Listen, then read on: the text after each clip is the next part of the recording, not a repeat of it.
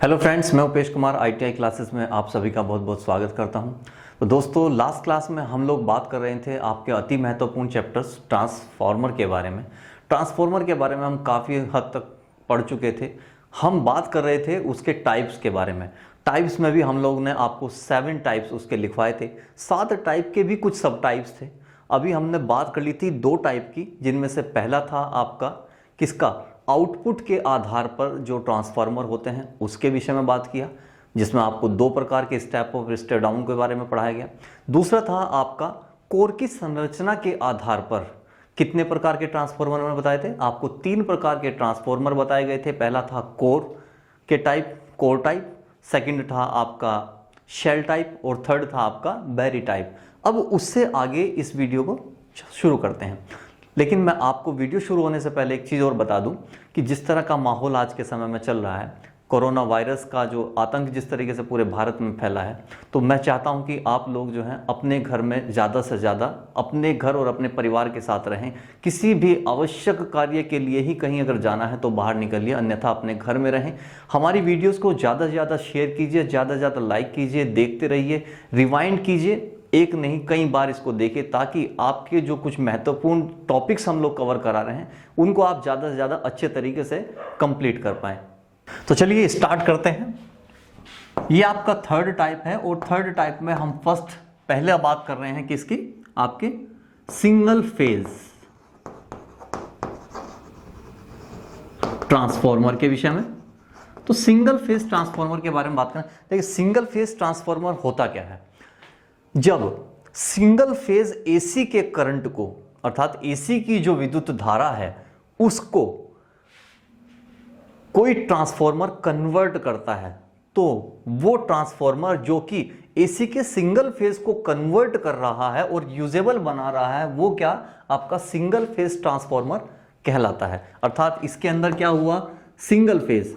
तो single phase क्या क्या यूज हुआ, सिंगल फेज एक तो एसी आया, एसी का करंट इसमें सिंगल फेज प्रवाहित होगा, पहला तो ये।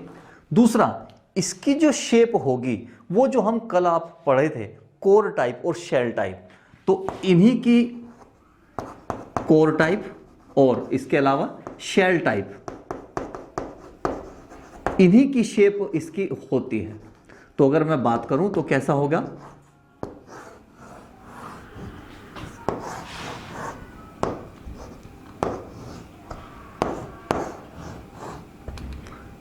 तो ये कुछ इस प्रकार का होगा।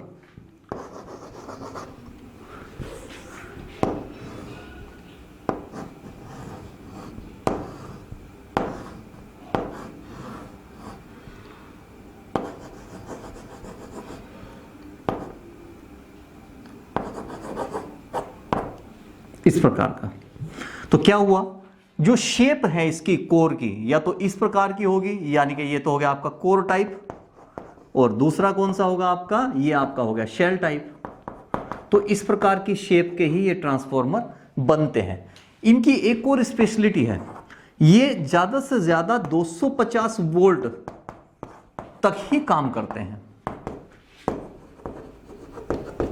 अर्थात इतनी इनकी कैपेसिटी होती है कि 250 वोल्ट तक का जो करंट है इसके अंदर से आसानी से प्रवाहित किया जा सकता है। जैसे कि आपके घरों में जो अप्लायंसेस आप यूज करते हैं उनमें, जैसे कि टीवी हो गया, टीवी के रिसीवर में आप इसका यूज कर सकते हैं, टीवी रिसीवर हो गया। इसके अलावा ट्रांजिस्टर हो गया, रेडियो जिसको आप बोलते हैं रेडियो, उसके अंदर हो गया। इसके अलावा आप इसको कहां यूज कर सकते हैं, स्टेबलाइजर्स में, जो वोल्टेज स्टेबलाइजर्स होते हैं वहां पर भी इसका क्या है, यूज किया जाता है। तो ये इसके एग्जाम्पल हो गई, ये इसकी शेप हो गई, ये इसका करंट हो गया, इतना यूज कर सकते हैं। और इसके अलावा सिंगल फेज एसी पर ये सभी जो है कार्य करते हैं। तो ये था आपका सिंगल फेज ट्रांसफार्मर। अब बात करते हैं आपके 3 फेज ट्रांसफार्मर के विषय में। तो अब बात करते हैं इसके सेकेंड टाइप की, जिसको हमने बोला था अभी 3 फेज ट्रांसफार्मर। अब 3 फेज ट्रांसफार्मर होता क्या है, वो ट्रांसफार्मर जो कि 3 फेज एसी पर कार्य करते हैं, जो ऑलरेडी पहले से क्या है, इनके अंदर 3 फेज एसी पर ये काम करते हैं। वो ट्रांसफॉर्मर क्या है, 3 फेज ट्रांसफॉर्मर कहलाते हैं। अर्थात ऐसे ट्रांसफॉर्मर जिनके अंदर 3 क्या होंगी, वाइंडिंग होगी आपकी प्राइमरी की, और 3 वाइंडिंग होगी किसकी, सेकेंडरी की। अगर मैं बात करूं इसकी शेप की, तो शेप आपकी कौन सी हो जाएगी, इसकी शेप हो जाएगी शेल टाइप, जिसके बारे में हमने पढ़ लिया है ऑलरेडी पहले ही। अगर इसका एक चित्र मैं बनाता हूं तो कुछ इस तरह से बनेगा।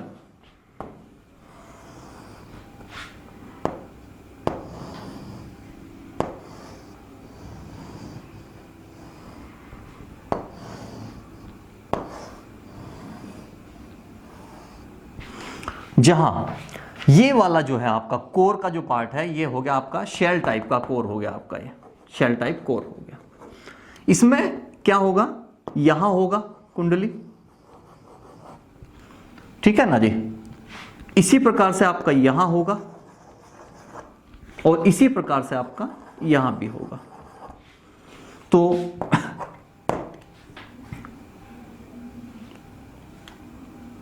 इस पे भी डबल, इस पे भी और इस पे भी, क्योंकि हमने क्या बताया अभी, यानी कि 3 प्राइमरी और 3 इसमें सेकेंडरी होंगे, तो डबल हो गया, ये प्राइमरी ये सेकेंडरी, ये प्राइमरी ये सेकेंडरी। इसी प्रकार से हर एक के अंदर जो है इस तरह की कॉइल बनाई जाएंगी, एक प्राइमरी सेकेंडरी, प्राइमरी और सेकेंडरी। इसी प्रकार से यहां बनेगा, तो प्राइमरी और सेकेंडरी, प्राइमरी और सेकेंडरी, प्राइमरी और सेकेंडरी। तो इस प्रकार से अगर देखा जाए तो इसके अंदर कितने, तो 3 तो आपकी आई प्राइमरी वाइंडिंग और 3 आपकी आ गई है सेकेंडरी वाइंडिंग। अब काम क्या है, काम क्या है, 3 फेज ट्रांसफॉर्मर ही क्यों यूज किए जाएं। देखिए 3 फेज ट्रांसफॉर्मर को यूज करने का जो सबसे बड़ी वजह है, वो वजह ये है कि जिस स्थान पर पावर जनरेट हो रही है, जो जनरेशन है, यानी कि जहां से पावर बना है, तो लगभग अगर ये मैं मान लूं कि 11 केवी का, यानी कि 11 केवीएस का पावर सप्लाई वहां से जनरेट हुआ और वो इसको दिया जाए, तो ये क्या करेगा, अर्थात इस प्रकार के जो ट्रांसफॉर्मर हैं उनका यूज कहां होगा, जहां से बिजली का प्रोडक्शन हो रहा है, जहां जनरेशन होगा। तो इन ट्रांसफॉर्मर का यूज मेनली वहीं किया जाता है। लेकिन ऐसा नहीं है कि ये ट्रांसफॉर्मर सिर्फ वहीं यूज होते हैं। तो अगर मैं एक और बात कहूं कि 3 फेज ट्रांसफॉर्मर जो होते हैं वो स्टेप अप टाइप के होते हैं और स्टेप डाउन टाइप के भी होते हैं। अर्थात अगर देखा जाए तो जो 3 फेज ट्रांसफॉर्मर होते हैं वो बेसिकली तो सिर्फ वहीं यूज होते हैं जहां पर प्रोडक्शन हुआ है एनर्जी, यानी कि जहां से विद्युत का बनना शुरू हुआ है। क्योंकि वहां होता क्या है, वहां होता यह है कि बहुत ज्यादा हाई वोल्टेज पर क्या है, करंट पैदा किया जाता है। यानी कि अगर मैं ये मान लूं कि जहां प्रोडक्शन हुआ है वहां पर 11 केवीएस का प्रोडक्शन हुआ है, लेकिन क्या 11 केवीएस के प्रोडक्शन से मैक्सिमम जो दूर गांव है हमारे, वहां तक आप बिजली की सप्लाई दे पाएंगे? इज इट पॉसिबल और नॉट? तो ये तो पॉसिबल नहीं है कि सिर्फ इतनी एनर्जी से ही पूरे जो दूर दूर गांव है उनका काम चल जाएगा। तो जाहिर सी बात है कि 11 केवीएस की जो वोल्टेज हमें मिली है, जो यहां से पावर मिली है, उस पावर को हाई करना होगा, अर्थात इसको भी हमें बढ़ाना होगा ताकि उस बढ़ी हुई वोल्टेज यानी कि जो पावर है उस सप्लाई को मैक्सिमम लोगों तक पहुंचाया जा सके। तो अगर मैं कहूं कि 11 केवीएस की सप्लाई को मुझे 440 केवीएस की सप्लाई में चेंज करना है, तो क्या करना पड़ेगा, अर्थात मुझे स्टेप अप ट्रांसफॉर्मर का इस्तेमाल करना पड़ेगा जो कि 3 फेज का होगा।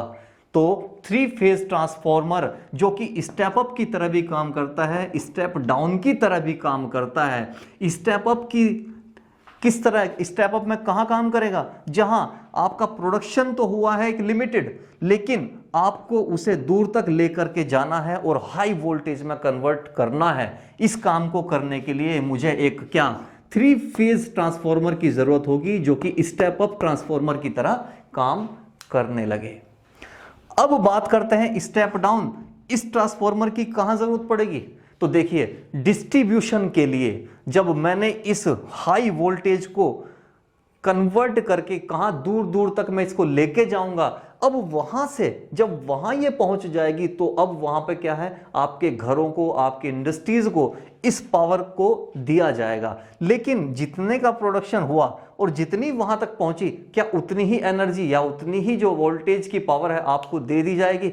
ये भी पॉसिबल नहीं है। तो हमें इस हाई वोल्टेज को अब क्या करना होगा, लो वोल्टेज में कन्वर्ट करना पड़ेगा। अर्थात आपको घरों या इंडस्ट्रीज में यूज करने के लिए इस वोल्टेज को जो कि आपने पैदा की थी और डिस्ट्रीब्यूट किया था अपने गांव देहात या शहरों में, उसको मुझे 440 वोल्ट तक लाना पड़ेगा। अर्थात जब मैं हाई पावर वोल्टेज को 440 वोल्ट में कन्वर्ट करूंगा डिस्ट्रीब्यूशन के लिए, तो वहां पर भी मुझे एक 3 फेज ट्रांसफॉर्मर की जरूरत पड़ेगी ताकि वो स्टेप डाउन का कार्य कर सके। तो 3 फेज ट्रांसफॉर्मर का यूज स्टेप अप और स्टेप डाउन दोनों ही प्रकार से किया जाता है। जब कम वोल्टेज को हाई वोल्टेज में चेंज करना होता है तो वो स्टेप अप की तरह काम करता है, और जब हाई वोल्टेज से लो वोल्टेज में चेंज करना होता है तो वो कैसे काम करता है, स्टेप डाउन की तरह कार्य करने लगता है। जैसे कि अगर मैं कहूं कि स्टेप, इस 3 फेज ट्रांसफॉर्मर की 2 मैंने जरूरतें बताई थी। पहली कहां, जहां क्या विद्युत धारा का जनरेशन हुआ, जहां विद्युत धारा बनती है वहां इसकी हमारी जरूरत होती है। और दूसरा, अगर मैं कहूं कि जो डिस्ट्रीब्यूटिंग जो पॉइंट है हमारे, तो वहां हमें इसकी जरूरत पड़ेगी। तो जो डिस्ट्रीब्यूटिंग के लिए जो ट्रांसफॉर्मर है, हम पढ़ेंगे उसको भी आगे, वहां हमने बताया था कि कॉमर्शियल ट्रांसफॉर्मर में हमारा एक होता है पावर और दूसरा होता है डिस्ट्रीब्यूटर। तो डिस्ट्रीब्यूटर जो ट्रांसफॉर्मर है, इसका एक बहुत ही अच्छा सा उदाहरण है डिस्ट्रीब्यूटर। तो डिस्ट्रीब्यूटर ट्रांसफॉर्मर जो है वो क्या है, वो 3 फेज के ही ट्रांसफॉर्मर होते हैं जो कि डिस्ट्रीब्यूशन के लिए यूज किए जाते हैं, जो कि हाई वोल्टेज को कम वोल्टेज में कन्वर्ट करते हैं और घर घर तक आपके इलेक्ट्रिसिटी को पहुंचाने का कार्य करते हैं। तो दोस्तों, ये था आपका 3 फेज ट्रांसफॉर्मर। तो जहां तक है, मुझे ऐसा लगता है कि मैंने इसको हर तरीके से आपको बताया है। एग्जाम पेपर में जो क्वेश्चन आपके आने वाले हैं, सब कुछ जितना यहां लिखा है, जितना मैंने आपको इस वीडियो में बताया है, वहीं सबसे आपके ज्यादा से ज्यादा क्वेश्चन पूछे जाएंगे। तो वीडियो को कई बार रिवाइंड अप कीजिए, कोशिश कीजिए कि हर बार आप जो है इसको बेहतर से बेहतर तरीके से समझ सकें। दोस्तों, एक और चीज, इसके फायदे और भी हैं। जैसे कि पहले समय में क्या होता था, पुराने समय में जब 3 फेज ट्रांसफॉर्मर बहुत ही कम होते थे, तो वह उस समय में क्या होता था, तो सिंगल फेज के 3 ट्रांसफॉर्मरों को यूज किया जाता था ताकि वो क्या है, 3 फेज के जैसा ही काम कर सकें। लेकिन हुआ क्या, 3 फेज ट्रांसफॉर्मर के आ जाने से क्या हुआ, सिंगल जो ट्रांसफॉर्मर हम लोग यूज करते थे एक ही जगह पर, वो सबका धीरे धीरे से क्या हो गया, लुप्त हो गए। अर्थात उनका प्रचलन कम हो गया है। और आज की डेट में 3 फेज जो ट्रांसफॉर्मर है, उनका स्थान सिंगल ने ले लिया है। अब इसमें फायदे क्या हुए, जैसे कि अगर मैं सिंगल की बात करूं तो सिंगल यानी कि मुझे 3 ट्रांसफॉर्मर जो है 3 फेज के लिए रखने पड़ेंगे। पहला तो ये, क्यों, उससे क्या होगा, मेरा खर्चा ज्यादा होगा। एक सबसे बड़ा तो ये हो गया इशू कि 3 ट्रांसफॉर्मर खरीदने हैं, 3 को लगाने का भी खर्चा होगा, उसके लिए स्पेस भी ज्यादा चाहिएगा। दूसरा, अगर ये खराब हो जाए, अगर खराब हो जाएंगे तो पावर सप्लाई में भी दिक्कत होगी। लेकिन इसका एक जो फायदा था वो ये था कि 3 अलग अलग ट्रांसफॉर्मर हो जाने से क्या था कि अगर एक ट्रांसफॉर्मर यानी कि एक फेज खराब हो जाए तो बाकी के जो 2 फेज बचते थे उनसे क्या था, विद्युत को जो है कंटिन्यू किया जा सकता था। अर्थात सप्लाई रुकती नहीं थी जब तक उसको तीसरे को हम ठीक कर लेते थे। लेकिन यहां क्या कंडीशन है, 3 फेज एसी के आने से फायदे क्या क्या हो गए। इससे फायदा ये हुआ कि 3 को हटा के 1 लगा दिया, यानी कि जगह बच गई।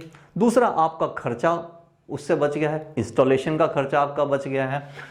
तो लेकिन सबसे बड़ा नुकसान क्या हुआ, इसका सबसे बड़ा नुकसान ये हुआ कि जैसे 3 फेज का जो ट्रांसफॉर्मर होता है, अगर उसके अंदर कहीं भी किसी भी तरह की खराबी आ जाए या कोई भी वाइंडिंग जो है उसकी जल जाती है, फूक जाती है, तो क्या होगा, पूरा का पूरा ट्रांसफॉर्मर या तो चेंज किया जाएगा या उसकी वाइंडिंग को चेंज करना पड़ेगा, जिससे एक तो समय लगेगा क्योंकि पूरे ट्रांसफॉर्मर को खोलना पड़ेगा, और इससे बड़ा नुकसान ये होगा कि पावर की सप्लाई को तब तक के लिए क्या करना पड़ेगा, आपको होल्ड करना पड़ेगा, तब तक पावर सप्लाई नहीं दी जा सकती है। तो चलिए, ये हुआ आपका कौन सा 3 फेज ट्रांसफॉर्मर कंप्लीट। अब इसके अलावा बात करते हैं नेक्स्ट टाइप में। चलिए अभी बात करते हैं 4th टाइप के ट्रांसफॉर्मर की, जिसको हमने कहा था कूलिंग सिस्टम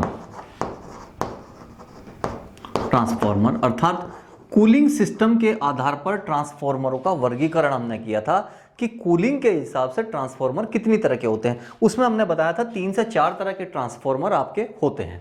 लेकिन सबसे पहली बात यह थी कि कूलिंग सिस्टम की जरूरत क्यों पड़ी, कि कूलिंग वाले जो ट्रांसफॉर्मर्स हैं उनकी जरूरत क्या थी। देखिए होता क्या है, अभी हम इस बारे में पहले बात कर चुके हैं, जिसमें हमने बताया था कि एडी करंट के बारे में और हिस्टैरिसीस के बारे में, उस बारे में हमने बात की थी। तो होता क्या है, उसकी वजह से ट्रांसफॉर्मर के अंदर जो पावर यानी कि जो वोल्टेज सप्लाई होती है, तो उससे होता क्या है, अंदर की जो वाइंडिंग है वो क्या होगी, गर्म हो जाती है। जब अंदर की वाइंडिंग गर्म होने लगेगी तो उसके अंदर क्या बनेगी, हीट बननी शुरू होगी। अगर ये हीट बहुत ज्यादा हो जाए तो सोचिए कि क्या हो सकता है। होता क्या कि जो अंदर की जो वाइंडिंग है, और वाइंडिंग के अंदर जो हम लोग प्रतिरोधक का यूज करते हैं, देखिए वाइंडिंग में एक के ऊपर एक वाइंडिंग जब हम करते हैं तो बीच में जो है किसी ना किसी प्रतिरोधक अर्थात ऊष्मा का, किसको, कुचालक या फिर विद्युत के कुचालक का इस्तेमाल किया जाता है। किस लिए, ताकि करंट से यानी कि वो दोनों बच सकें, शॉर्ट सर्किट ना हो जाए, कोई आग ना लग जाए।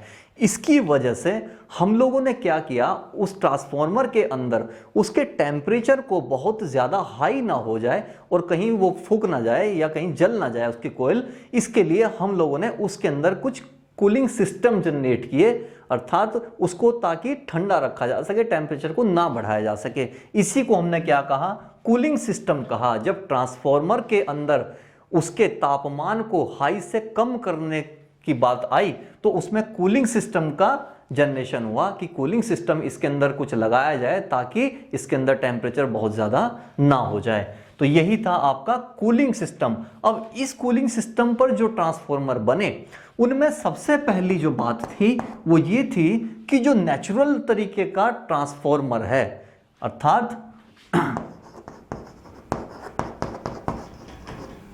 प्राकृतिक रूप से ठंडा क्या ट्रांसफॉर्मर, यानी कि वो ट्रांसफॉर्मर जिनके अंदर प्राकृतिक रूप से ठंडा हो जाने का गुण हो, वो क्या कहलाते हैं, आपके प्राकृतिक कूलिंग ट्रांसफॉर्मर कहलाएंगे।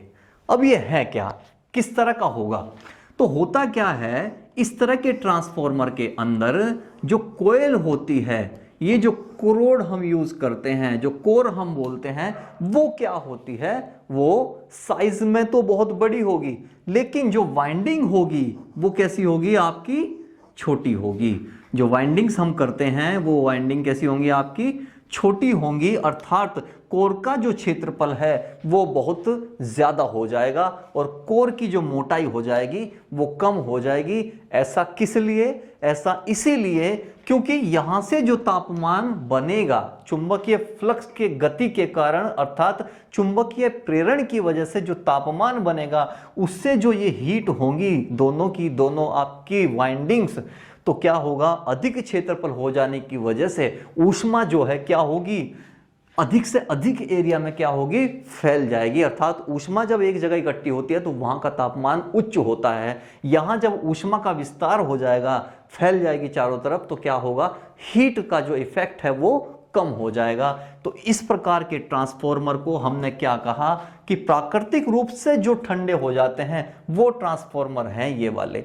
दूसरा एक और चीज होता है, इस प्रकार के जो ट्रांसफॉर्मर होते हैं, इनकी जो कवरिंग होती है, ऊपर की जो कवरिंग दी जाती है, उस कवरिंग के अंदर जो होते हैं क्या होते हैं, कुछ डक्ट्स होते हैं, अर्थात कुछ छिद्र कर दिए जाते हैं ताकि इसके अंदर से क्या है, एयर पास हो सके। तो ये जो डक्ट्स हैं आपके DUCTS डक्ट्स यानी कि छिद्र, तो ये छिद्र इसके अंदर हो जाते हैं जिनके अंदर एयर पास होती रहती है। तो इस प्रकार के जो ट्रांसफॉर्मर है उनके अंदर दो चीज हो गई ठंडी करने के लिए, पहला तो डक्ट्स होंगे यानी कि छिद्र होंगे इसके अंदर, जो इसका बड़ा फ्रेम होगा उसके अंदर ये छिद्र होंगे, और दूसरा इसके अंदर जो कोर होगी उस कोर का जो क्षेत्रफल होगा यानी कि वो बहुत ज्यादा होगा। वाइंडिंग इसमें कैसी होंगी, हल्की वाइंडिंग होगी, बहुत ज्यादा हैवी वाइंडिंग्स नहीं होती है। तो कूलिंग का इफेक्ट भी बहुत, मतलब हीटिंग का जो इफेक्ट है वो उतना ज्यादा नहीं होता है। तो ये था आपका प्राकृतिक रूप से ठंडा होने वाला जो ट्रांसफॉर्मर था। अब बात करते हैं सेकंड वाले में, हम बात करते हैं ऑयल कूलिंग, अर्थात तेल के द्वारा ठंडे होने वाले ट्रांसफॉर्मर की बात करते हैं। ऐसे ट्रांसफॉर्मर जिनमें कूलिंग इफेक्ट लाने के लिए, अर्थात ऊष्मा का जो विस्तार है उसको कम करने के लिए हम क्या करते हैं, इसके अंदर ऑयल का इस्तेमाल करते हैं, अर्थात तेल का इस्तेमाल करते हैं। ऐसे ट्रांसफॉर्मर को हम क्या कहते हैं, ऑयल कूलिंग सिस्टम ट्रांसफॉर्मर कहते हैं। अब ऑयल कूलिंग के भी हमारे पास में दो टाइप होते हैं, जिनमें से ए टाइप आपका होता है, इसके अंदर हम ऑयल यूज करते हैं, और वो भी कौन सा, नेचुरल ऑयल की बात कर रहे हैं हम, तो ऑयल यूज कर लेंगे। और सेकंड वाला बी वाला क्या होगा आपका, इसके अंदर हो जाएगा आपका एयर ब्लास्ट ये कहलाते हैं आपके एयर ब्लास्ट। तो अब इसको थोड़ा और विस्तार से पढ़ते हैं। चलिए, तो अभी हम बात कर रहे थे किसकी, ऑयल वाली, अर्थात ऑयल कूलिंग ट्रांसफॉर्मर की हम बात कर रहे थे। अब उसमें हम बात कर रहे थे कि कौन सा, जिसमें जो ऑयल है वो प्राकृतिक रूप से ठंडा करता है, अर्थात ऑयल नेचुरली कूलिंग ट्रांसफॉर्मर, इसको हम ये भी बोल सकते हैं।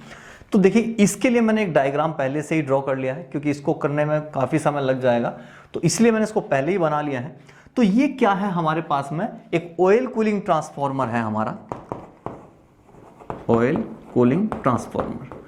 इस प्रकार के ट्रांसफॉर्मर में क्या क्या होता है, सपोज कीजिए ये पूरा ट्रांसफॉर्मर का ये एक हो गया आपका टैंक, ये हो गया आपका ट्रांसफॉर्मर टैंक। इसके अंदर जो ये है, ये जो एक लिक्विड है, ये भरा हुआ है क्या आपका, transformer oil, transformer oil. Oil के बारे में भी मैं आपको विस्तार से बताऊंगा। ये अंदर इसके क्या है, ये है आपकी कोर, ये कोर हो गई। इसके अंदर ये वाइंडिंग्स हैं, ये वाइंडिंग्स हमने ली हैं आपकी 3 फेज वाली वाइंडिंग्स, ठीक है ना, जो कि हाईली वोल्टेज का होता है, अर्थात ज्यादा से ज्यादा इसकी क्या होती है, कैपेसिटी इसकी जो होती है अधिक होती है, पावर। इसके अलावा साथ में इसके ये कुछ नलिकाएं दी गई हैं, ये जो है आपकी, ये क्या है, इसकी कूलिंग पाइप है, ये कूलिंग पाइप है आपके, जो कि क्या करते हैं, ऑयल को भी ठंडा करने का काम करते हैं। तो इस प्रकार के सिस्टम में होता क्या है, एक टैंक होता है, उस टैंक के अंदर क्या होती है, आपकी कोर होती है, कोर को क्या है, उसको वाइंडिंग होती है कोर की। इस पूरी की पूरी कोर और वाइंडिंग को क्या है, एक लिक्विड के अंदर डाला जाता है, इसके अंदर रहता है। अब ये लिक्विड है क्या, इस लिक्विड को हमने कहा कि ये ट्रांसफॉर्मर का ऑयल होता है, लेकिन ये ट्रांसफॉर्मर का ऑयल ऐसा कैसा ऑयल है भाई, जिसके अंदर आपने कोर को डाल दिया, जिसमें वाइंडिंग है तांबे की, उसके बाद इसमें विद्युत का प्रवाह करेंगे और इसमें कोई शॉर्ट सर्किट ना हो।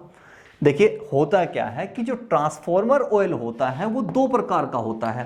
पहला, इस ट्रांसफॉर्मर ऑयल का काम क्या है, ये ट्रांसफॉर्मर ऑयल जो है 2 प्रकार से काम करेगा। पहला तो ये कि जो ये इसका क्या करेगा, इसको ठंडा रखेगा, अर्थात पहला तो काम हो गया इसका कूलिंग का, एक तो ये कूलिंग करेगा, और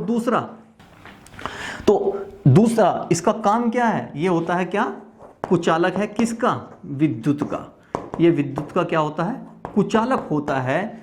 इस विद्युत के कुचालक के गुण होने की वजह से ही इस ऑयल के अंदर क्या है? करंट का प्रवाह नहीं होता है। अन्यथा अगर इसके अंदर कोई नॉर्मल ऑयल को डाल देंगे तो क्या होगा? इसके अंदर शॉर्ट सर्किट हो जाएगा और ये जल जाएगा। देखिए, ये जो ट्रांसफॉर्मर ऑयल है एक प्रकार का क्या है, जो आप अपनी गाड़ियों में मोबिल ऑयल वगैरह यूज करते हैं, उसी तरह का ये एक मोबिल ऑयल होता है, लेकिन इसका कुछ ग्रेड होता है। तो ग्रेड के आधार पर मोबिल ऑयल को रखा गया है। तो इसमें कोई ना कोई एक मोबिल ऑयल का गुण पाया जाता है।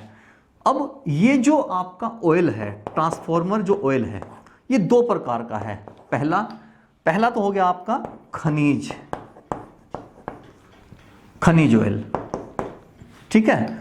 तो एक पहला तो हो गया आपका खनिज ऑयल। अब खनिज ऑयल कौन सा होता है?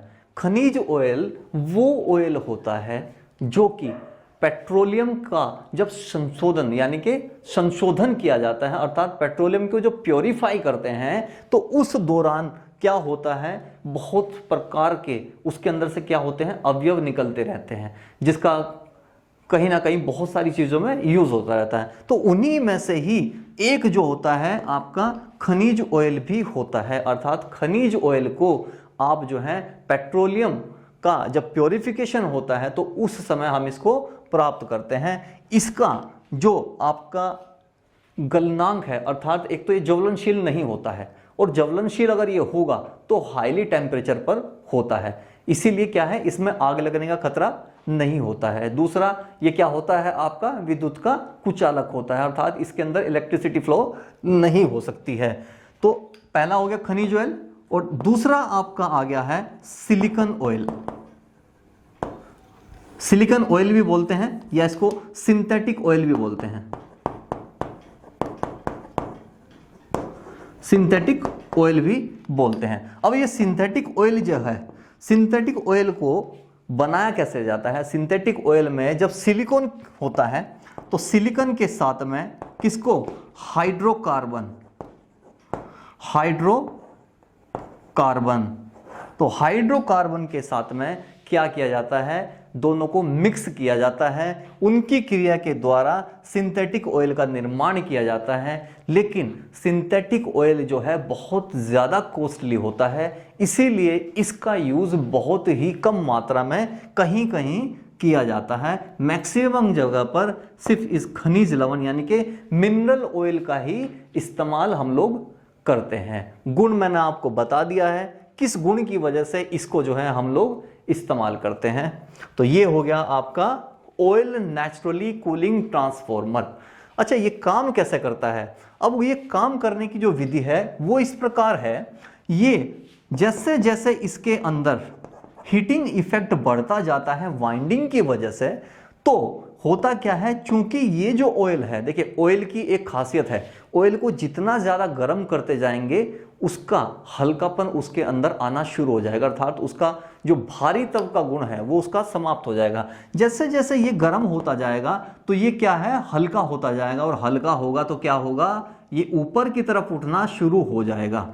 अच्छा, इस टैंक के अंदर जो इस ऑयल का फ्लो है वो हमेशा याद रखिएगा, ये जो नलिकाएं लगी हुई हैं इन नलिकाओं से हमेशा क्या होगा? नीचे होगा। इन नलिकाओं से हमेशा इसका जो फ्लो है वो नीचे तक ही होता है, जो भरा जाता है। लेकिन जैसे जैसे ये गर्म होगा तो ये धीरे धीरे यहाँ आएगा, और जब ये हल्का होने की वजह से ऊपर आएगा तो ये क्या हो जाएगा? इन नलिकाओं में जाना शुरू हो जाएगा। इन नलिकाओं में जाएगा तो क्या होगा? धीरे धीरे ये जो नलिकाएं हैं बाहर की ओर किसके संपर्क में है? वातावरण के संपर्क में है। तो वातावरण का कूलिंग कैसा होता है? वो आपका नेचुरली बिल्कुल ठंडा होगा। तो जब ये नलिकाओं के अंदर से ये प्रवाहित होता है तो बाहर की ओर से जो नेचुरल हवाएं हैं उनकी वजह से ये नलिका जो है ठंडी हो जाती है, और इसके अंदर बहने वाला जो ऑयल है वो भी क्या हो जाता है? ठंडा होना शुरू हो जाता है। और इधर से ये ऑयल आएगा और इधर से वापस फिर से इसी टैंक के अंदर चला जाता है। तो इस प्रकार से इसका हीटिंग इफेक्ट जो होता है वो कम हो जाएगा और ये ठंडा ही रहता है। इधर से भी ऐसे ही इन्हीं नलियों में को आएगा और ठंडा हो जाएगा, फिर वापस टैंक के अंदर प्रवेश करता है। जैसे जैसे गर्म होगा वापस उठेगा, फिर इन्हीं पाइपों से ऊपर नीचे होगा, और सिर्फ इसके कूलिंग इफेक्ट को नॉर्मल बनाने के लिए इस विधि का इस्तेमाल इस टैंक में किया जाता है। तो ये हो गया आपका ऑयल कूलिंग ट्रांसफॉर्मर। अब हम बात करते हैं इसके सेकंड वाले की, जिसमें हमने आपसे बोला था क्या, एयर ब्लास्ट ट्रांसफॉर्मर। चलिए अब हम बात कर लेते हैं किसकी, आपके air oblique oil blast transformer. देखिएगा, हम इसको एयर या ऑयल ब्लास्ट ट्रांसफॉर्मर भी बोलते हैं। ऐसा इसलिए क्योंकि एयर की वजह से इसके अंदर हम कुछ ब्लास्ट करते हैं, ऑयल के अंदर वो ब्लास्ट किया जाता है, इसलिए इसको air oblique oil blast transformer कहते हैं। देखिए उसी ट्रांसफॉर्मर को ले रहे हैं क्योंकि ऑयल ट्रांसफॉर्मर तो ये है, लेकिन ऑयल ट्रांसफॉर्मर के साथ में इसमें एक और एडवांटेज भी होती है। होता क्या है, इसके अंदर टैंक के साथ में एक रेडिएटर और कनेक्ट हो जाएगा। देखिए रेडिएटर को जरूरी नहीं है कि सिर्फ ऑयल कूलिंग जो ट्रांसफॉर्मर है उसी के साथ में लगाया जाए। हो सकता है कि एक नॉर्मल ट्रांसफॉर्मर के अंदर भी, जो कि डिस्ट्रीब्यूशन के लिए बने हैं, उसके अंदर भी आप रेडिएटर का इस्तेमाल कर सकते हैं। तो रेडिएटर के इस्तेमाल के लिए होता क्या है, इसके साथ में हम रेडिएटर को और कनेक्ट कर देते हैं। अब रेडिएटर है क्या, देखिए कभी कभी आपने ट्रांसफॉर्मर देखा होगा, उसके साथ में इस प्रकार का एक टैंक होता है, इसी को हम क्या बोलते हैं, रेडिएटर बोलते हैं। ये टैंक के साथ में ही कनेक्ट रहता है रेडिएटर। तो रेडिएटर का मेन काम क्या है, देखिए रेडिएटर का जो मेन काम है वो क्या है, इस प्रकार के जो आपके ट्रांसफॉर्मर हैं, जहां ऑयल ब्लास्ट की बात हो रही है, तो वहां होता क्या है कि इसके अंदर दूसरा ये जो ट्रांसफॉर्मर होंगे, ये ट्रांसफॉर्मर वो ट्रांसफॉर्मर होते हैं जिनकी पावर कैपेसिटी कितनी होगी जी, आपकी 500 kVA से क्या होती है, अधिक होती है।